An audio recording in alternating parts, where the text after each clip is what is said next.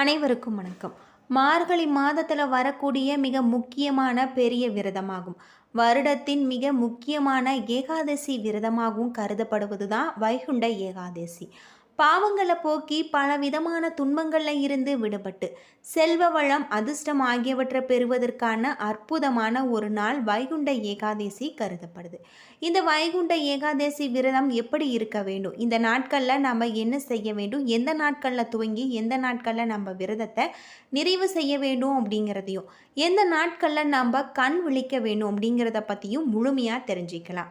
Video ரொம்பவே பயனுள்ளதாக இருக்கும். அதனால் வீடியோவை கடைசி வரைக்கும் ஸ்கிப் பண்ணாமல் பாருங்கள். இது வரைக்கும் நம்ம சேனலை நீங்கள் இன்னும் சப்ஸ்கிரைப் பண்ணலைன்னா மறக்காமல் சப்ஸ்கிரைப் பண்ணிவிடுங்க. வாங்க வீடியோக்குள்ளே போகலாம்.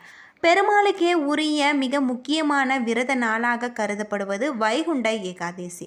வருடத்தில் அனைத்து ஏகாதசிகளிலுமே விரதம் இருக்க முடியாதவர்கள் மார்கழி மாத வளர்ப்பிறையில் வரக்கூடிய வைகுண்ட ஏகாதசி அன்று விரதம் இருந்து வழிபட்டாலே வருடத்தின் அனைத்து ஏகாதசிகளிலும் விரதம் இருந்து வழிபட்ட பலனை பெற முடியும். இருப்பதிலேயே மிக உயர்ந்த ஒரு பலன்களை தரக்கூடிய விரதமாக கருதப்படுவது பெருமாளின் அருளை பெறுவதற்கும் ஏற்ற ஒரு விரதமாக கருதப்படுது வைகுண்ட ஏகாதசி. இந்த விரதத்தை எந்த நாட்களில் துவங்கி எந்த நாட்களில் முடிக்க வேணும் அப்படிங்கிறத நம்ம முழுமையாக தெரிந்து விரதத்தை மேற்கொள்ள வேண்டும். உங்களுக்கு ஏழுமலையான் பிடிக்கும் அப்படின்னா ஏழுமலையானுக்கு போற்றி அப்படின்னு சொல்லிட்டு மறக்காமல் கமெண்ட் பண்ணுங்கள்.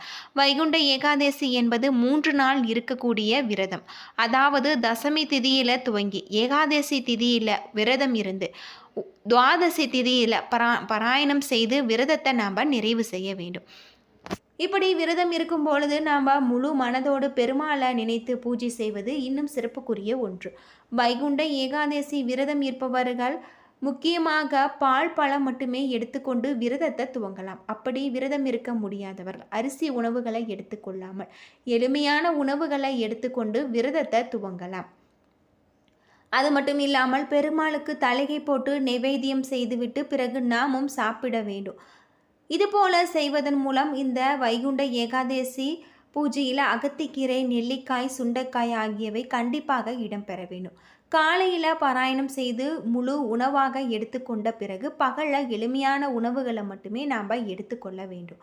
அன்று நாம் மாவிளக்கு ஏற்றி பெருமாளை வழிபட்ட பிறகு விரதத்தை முழுவதுமாக நிறைவு செய்துவிட்டு நம்முடைய வழக்கமான உணவுகளை நாம் எடுத்துக்கொள்ள வேண்டும். இதுபோல் நம்ம விரதமிருந்து பெருமாளை வழிபடுவதன் மூலம் நம்முடைய பாவங்கள் அனைத்துமே தீரும் அப்படின்னு சொல்லப்படுது. வைகுண்ட ஏகாதசி அன்று அனைத்து விஷ்ணு ஆலயங்களிலுமே சொர்க்கவாசல் திறப்பு விழா நடைபெறும். இந்த விழாவை அதிகாலை வேளையில் நடைபெறும். ஏகாதசி விரதத்திற்கு பாவத்தை போக்கிய சக்தி உண்டு. அஸ்வமேத யாகம் செய்த பலனை ஏகாதசி விரதத்தால் பெற முடியும். 30 முக்கோடி தேவர்களுமே அனுஷ்டிக்கக்கூடிய விரதம் என்று பரமேஸ்வரனே சொல்லியிருப்பதாக புராணங்களில் கூறுகின்றாங்க. ஏகாதசி விரதம் இருப்பவர்கள் முதல் நாளான தசமி என்று ஒரு பொழுது மட்டுமே உணவு உண்ண வேண்டும். ஏகாதசி நாட்களில் உண்ணாமலும் உறங்காமலும் விரதம் இருக்க வேண்டும். அன்று துளசி இலை பறிக்கக்கூடாது. பூஜைக்குரிய துளசியை முதல் நாளே நாம் பறித்து விட வேண்டும். அது மட்டும் இல்லாமல் மறுநாள் துவாதசி என்று சூரிய தயத்திற்கு நீராடி துளசி தீர்த்தம் அருந்த வேண்டும். பாரணை என்னும் பல வகை காய்கறிகளுடன் கூடிய உணவை நாம் உண்ண வேண்டும். அகத்திக்கீரை, நெல்லிக்காய், சுண்டைக்காய் உணவில் இடம்பெறுதல் அவசியம். அகத்திக்கீரையில் பார்க்கடல் அமுதமும் நெல்லிக்காய் சுண்டைக்காயில் லட்சுமியின் அருளும் இருப்பதாக ஐதீகம். சுவாமிக்கு நைவேத்தியம் செய்து ஒரு ஏழைக்கு தானம் செய்த பிறகு சாப்பாட்டை நாம் முடித்து விட வேண்டும். சூரிய உதயத்திற்குள் சாப்பிடுவது மிகவும் நல்லது. அன்று பகல் முழுவதும் உறங்காமல் நாராயணன் ஞாமத்தை ஜபித்தபடி இருக்க வேண்டும். வைகுண்ட ஏகாதசி விரதம் இருப்பவர்கள் பாவம் அனைத்துமே நீங்க பெற்று வைகுண்ட செல்லக்கூடிய பாக்கியம் பெறுவாங்க அப்படின்னு சொல்லப்படுது. முழு மனதோடு இந்த விரதத்தை நாம் கடைபிடிப்பது நம்முடைய வாழ்க்கையில் இருக்கக்கூடிய அனைத்து விதமான பிரச்சனைகளுக்குமே தீர்வு கிடைக்கும் அப்படின்னே சொல்லலாம். 2026ஆம் ஆண்டு இறுதியான ஏகாதசியாக வைகுண்ட ஏகாதசி அமைஞ்சிருக்கு. வருடத்தில் மிக முக்கியமான ஏகாதசிகளில் ஒன்றாக மார்கழி மாத வளர்பிறை ஏகாதசியான வைகுண்ட ஏகாதசி டிசம்பர் 30ஆம் தேதி செவ்வாய்க்கிழமை என்று அமைஞ்சிருக்கு.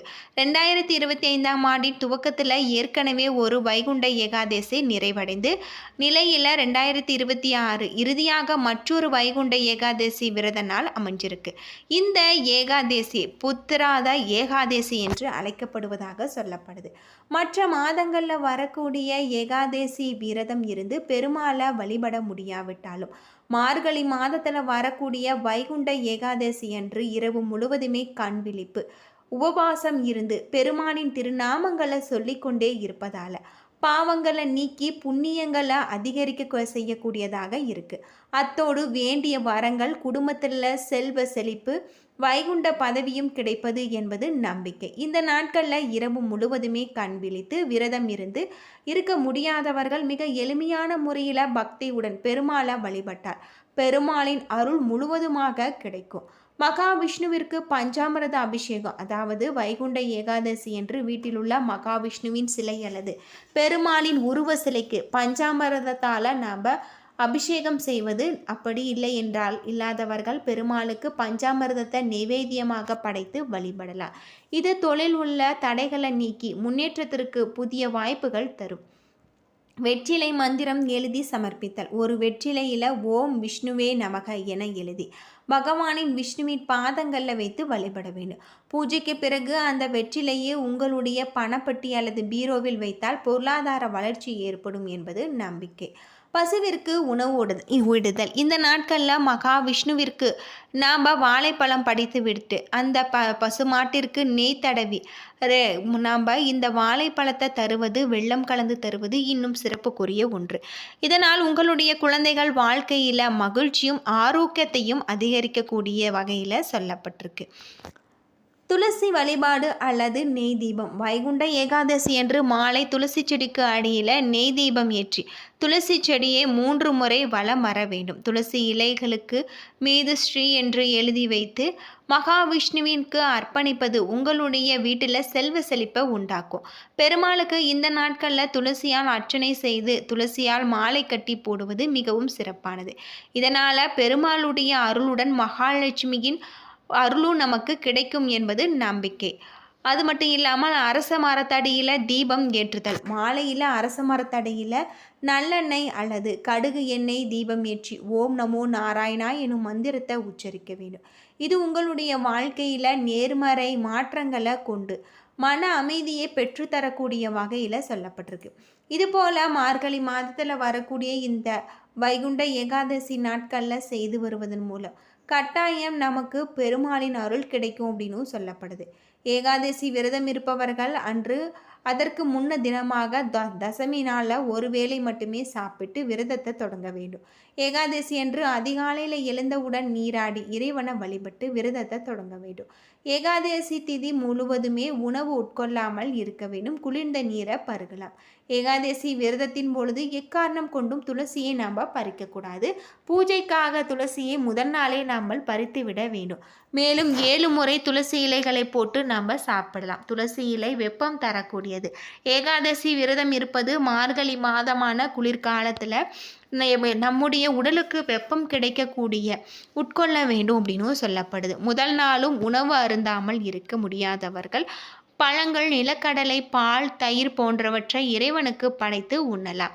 இரவு முழுவதுமே கண் விழித்து புராண நூல்களை படிப்பது, விஷ்ணு சமஸ்கராமம், விஷ்ணு பாடல்கள், துதி முதலியவற்றை ஓதுவதாக இரவு பொழுதில் உறங்காது கழிக்க வேண்டும். மறுநாள் துவாதசி அன்று காலையில் 21 வகை காய்கறிகள் உணவில் இடம்பெற வேண்டும்.